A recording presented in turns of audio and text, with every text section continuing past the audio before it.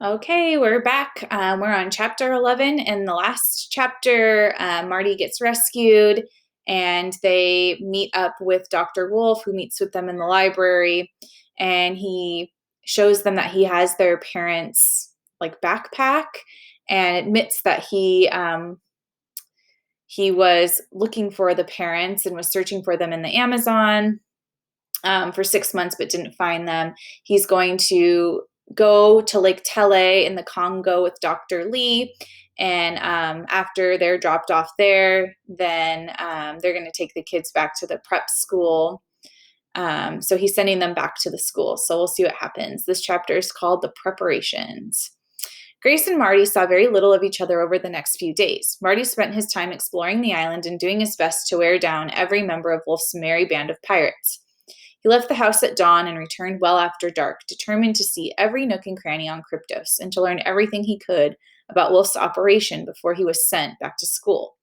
One of the things he learned was that his uncle operated on a shoestring budget. Almost all the money E. Wolf made was put back into the company for research and development.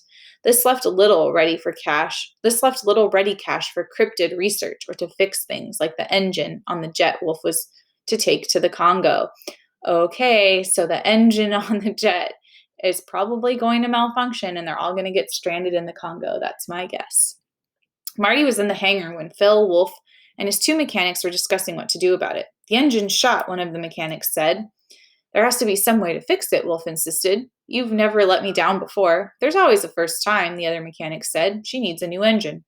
I can't afford a new engine, Wolf said. The mechanics shrugged and walked off. There were plenty of other broken things in the hangar for them to fix. What are you going to do? Phil asked. I have no idea. What about Ted? I bet he could come up with something. Wolf shook his head. I haven't even seen him since I got back to the island. He's sealed in his lab working on something. You know how he is. Yeah, Phil said. He's weird. I have an idea, Marty offered, ignoring Wolf and Phil's skeptical expressions. I'm sure Mom and Dad left Grace and me plenty of money. You're welcome to use my portion to buy an engine. That's the best offer I've had in a year, Wolf said, smiling for the first time in 2 days. They did leave you a good sum of money, but I put it into a trust fund until we find them or until you're 21. I'm afraid it won't help us today. Even if we had the cash, Phil said, I doubt we'd be able to find an engine for her. She's a pretty old bird. Wolf explained to Marty that their expedition money came from contract work. They hired themselves out to conduct scientific surveys for universities and governments. And our next contract isn't until this summer. Until then, we have a slight cash flow problem. What else is new? Phil said. Where's the contract? Marty asked. New Zealand. Look, Phil and I have to make some phone. Will Grace and I be going with you? Yes, we've been hired to help a research team to get a good look at a kraken. What's that? Giant squid, also known as Architeuthis? Wolf and Phil started to walk away. Marty followed. Like the ones in the aquarium? No, those are a very common species. Over the years, a few giant squid have washed up on shore, but no one's ever been able to study a live specimen. Wow, New Zealand. Now, if you don't mind, Sure, Marty said, I'll just go poke around the island some more. The rule about not exploring the island alone had been forgotten almost immediately, as Marty hoped it would be. Everyone was too busy getting things ready for the Congo trip to pay much attention to what Marty was doing, although Wolf did periodically check in with him on the gizmo to make sure he was okay. In fact, Marty had pestered everyone so much that one morning Phil gave him a helmet and a dented but serviceable four-wheeler. Here's the deal, Phil said before handing over the keys. You have to spend at least 6 hours a day riding this thing, and I don't want you anywhere near the hangar when you're on it. You're a great kid, but we have a lot of work to do, and you're driving everyone crazy. Do I make myself clear? So basically, they're letting Marty explore the island because he's annoying and they want him out of the way. Yes, sir, Marty gave him a salute. Then get out of here. Did you figure out what to do about the jet? No, now I'm out of here, Marty said. The only place Marty had not gained access to was the second Quonset hut, known as QAQ, the question and answer quinset, which is where all the R&D, research and development, was done for E. Wolf. No one was allowed inside except Wolf, his partner, Ted Bronson, and the half-dozen scientists that worked on Ted's research team. Marty had waylaid each member of the team on their way into the building in an attempt to talk his way inside, or at least find out what they were doing in there. But they were a tight-lipped bunch with very different look from the mechanics who worked in the jet Quinset with grease under their nails and whisker stubble on their faces. The QAQ gang carried heavy briefcases, wore thick glasses, and were uniformly pale, as if they didn't get much sun. Ted Bronson actually lived inside the QAQ, and the rumor was that he had not stepped outside its doors in more than 3 years. When Marty asked Phil about the rumor, he said, "It's been longer than that." Grace spent her time in the library, but she was not reading books. Laurel was teaching her to walk the high wire. The library floor was covered with mattresses to soften her many falls. She had managed to make it across the thin wire at 6 inches a foot and a half, but at 2 feet high, she had yet to make it halfway across. She fell over and over again, but she didn't mind. Laurel was teaching her a great deal more than how to balance on the thin wire. "My mother was born under the big top and loved every aspect of the circus life," Laurel told her one day.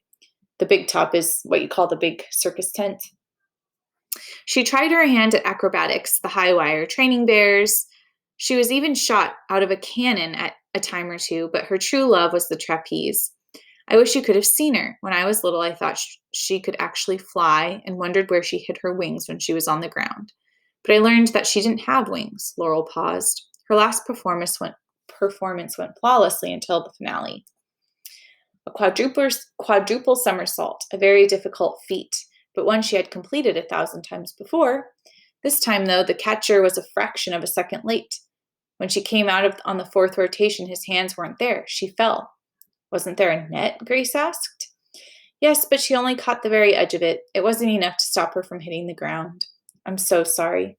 Laurel gave her a wistful smile. She died doing what she loved and what she was born to do. "My father never got over it. He changed his clown makeup from a smile to a sad frown. And when the grease paint was off, the sadness still remained. She was his life. It took me a long time to get over it, too. Before the fall, my parents had to watch me every second of the day. If they took their eyes off me, I would be out the trailer door toddling beneath the elephants or trying to pet the kitties, which were actually lions and tigers." Grace laughed. "After the fall, I stayed in our trailer most of the time, refusing to leave," Laurel continued. "It was the only place I felt truly safe. If the ringmaster hadn't forced my father to put me on the wire, I don't know what would have happened to me." "I think you would have been okay," Grace said. "You started out bold, then changed, and became bold again. I would never have crawled under an elephant or tried to pet a lion. I've always been afraid of things." "Even when you were little?"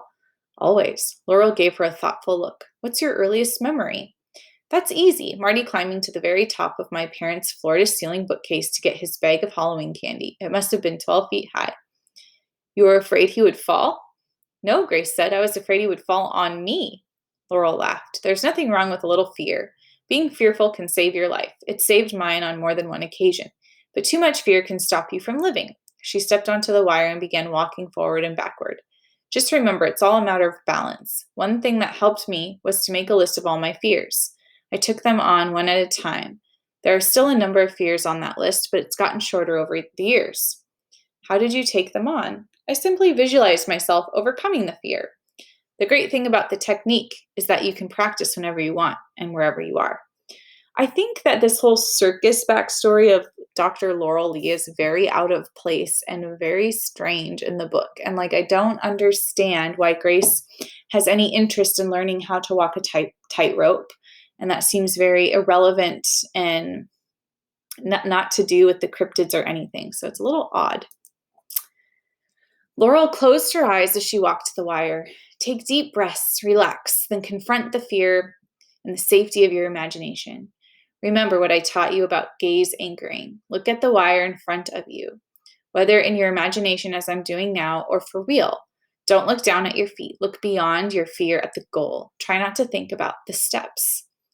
In the evenings, Grace worked on her fear list in her moleskin under the title Fears du Jour. The list was depressingly long, with her nightmare holding the number 1 spot. But how do you confront a fear you can't remember? She wanted to talk to Laurel about this, but didn't know how to broach the subject without looking foolish. Wolf was considering taking a commercial flight to the Congo and putting Marty and Grace on another flight back to Switzerland. "We won't be able to bring much in the way of equipment," he told Laurel, "and of course, Bo and Vid will have to stay behind. But I don't know what else to do. We have to get to Lake Tele."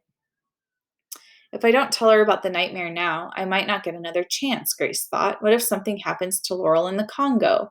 What if she decides to stay in the Congo? Her university job is gone. There's really nothing for her to come back to here. And what if Wolf breaks his word and leaves us at the boarding school? Grace didn't think he would, but she wasn't certain. She hardly knew the man, and every time she had seen him the past few days, he was off in another world. The few times they had spoken, it had been painfully awkward for him. He either glanced at his watch and said he had something important to attend to, or he passed her off to someone else, like Bertha or Phil, and quickly disappeared. Laurel, Grace began, I've been meaning to ask you about. The library door burst open. It was Wolf. Ted Bronson came through for us, he said breathlessly. He and his crew spent the night fixing the engine. I thought you said it couldn't be fixed, Laurel said, still balancing on the wire. Ted's a genius. They manufactured new parts from old junk we had lying around the hangar. Will it be safe? We just tested it. It works better than the other engine. When are we leaving? Right now. He turned and left them without a word about the mattress on the floor or his new anthropologist on the wire. All right, so now it looks like we're switching over to Noah Blackwood and what's going on with him. Noah Blackwood stood in front of the newly opened giant panda exhibit at the Seattle Ark. He was surrounded by a group of reporters, city officials, and wealthy patrons. I have a little surprise for you, he announced, then nodded at his curator. The curator spoke into his two-way radio, and a hydraulic door began to slowly open in the back of the exhibit. At first, nothing happened. Then a small black and white head appeared in the doorway. There was a gasp from the crowd. A baby panda, someone shouted. The reporter's camera started clicking and whirring. A moment later, a second head appeared, then a third. 3 little surprises, Blackwood said with a smile, as bright as the camera's strobes. They were born at my Paris Ark 6 months ago. I thought the 2 pandas you had there were too old to reproduce, the reporter said. We thought so too, Blackwood agreed. But I guess the special diet I developed revitalized them. Aren't triplets rare? Unheard of until now. None of this was true. The 3 cubs had been flown in directly from China 2 weeks earlier. Blackwood had sent Butch McCall, his right-hand man, over there with enough cash to hire a poacher. And together they stole the 3 cubs from 3 different mothers. Oh my gosh, that's so sad. The money Blackwood had paid was nothing compared to the money he would make from the lines of people flocking to the Ark to see the black and white miracles. Why didn't you tell anyone about the birth before this? The mother refused to raise her cubs, so I hand-raised them myself, Blackwood answered smoothly. I kept it quiet to reduce the cubs' stress level. I felt their survival far outweighed any need for publicity. His cell phone rang. Excuse me. He stepped away from the crowd to answer it. Wolf has left the island, a man said. How? In his jet. You told me the engine was beyond repair. Yeah, the man said, but not beyond Ted Bronson's brain. Blackwood shook his head in disgust. Who's on the airplane? His crew, the kids, and, the man hesitated, Dr. Laurel Lee. Blackwood swore, a little too loudly, and several heads turned in his direction. He smiled them away and hissed into the phone. When did she get into the island? When did she get to the island? A few days ago. I didn't even know she was here. She's been up in the house most of the time.